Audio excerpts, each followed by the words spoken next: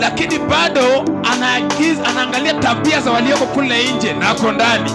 Yuko ndani na kichwa iko nje. Anatoa tabia za wale watu kule nje na ingia nayo kanisani. Na aliye kule nje, tafadhali, huu ndio wakati unaofaa ya kuingia katika safina.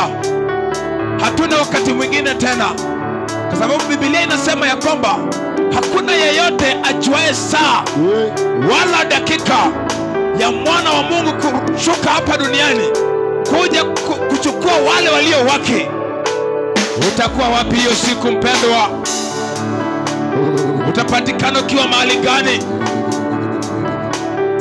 Nataka nikaribishe waimbaji watuweke katika nyimbo za kuabudu, alafu tuingie katika nyimbo za sifa. Ikiwa umejua kwamba wewe ni mwimbaji, tafadhali, hii nafasi ni yako. Songe hapa mbele, ujiunge na watumishi wenzako, tukaweze kufanya kazi ya Bwana kwa umoja.